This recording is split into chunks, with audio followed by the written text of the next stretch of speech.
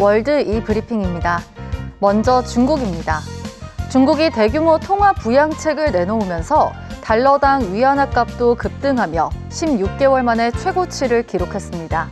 중국 중앙은행인 인민은행 판공성 총재가 은행 지급 준비율을 0.5%포인트 낮춰 금융시장에 유동성 1조 위안을 제공하는 등 사흘 전 예고했던 대규모 경기 부양책을 발표했는데요. 앞서 예고가 나간 뒤 달러당 위안화 값이 급등하며 1년 4개월여 만에 최고 수준인 7위안 아래로 떨어졌습니다. 중국 부양책에 따른 기대감과 함께 달러화 약세도 영향을 미쳤는데요. 미국의 금리 인하에 투자자들이 달러화 보유 필요성이 줄어들면서 달러화가 약세를 보이고 있습니다. 독일입니다.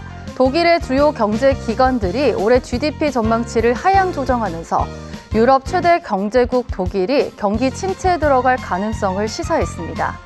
지난해 독일의 국내 총생산이 전년 대비 0.3% 감소해 최악의 성적표를 거둔 데 이어 올해 성적도 좋지 않을 것으로 예상되는데요.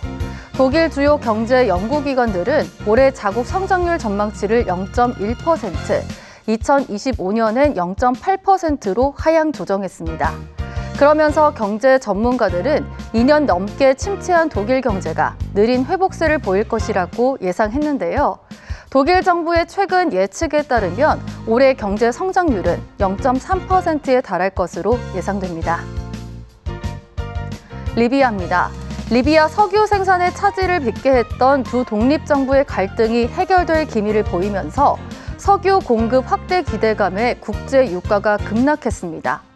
리비아 동부 지역과 서부 지역을 각각 장악한 두 독립정부는 지난 26일 갈등의 주된 배경이 됐던 리비아 중앙은행 총재의 임명에 관한 협정에 서명했는데요.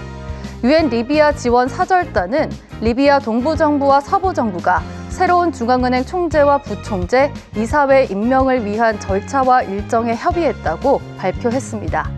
이번 협정으로 리비아 석유 생산량이 회복될 것으로 기대되는데요.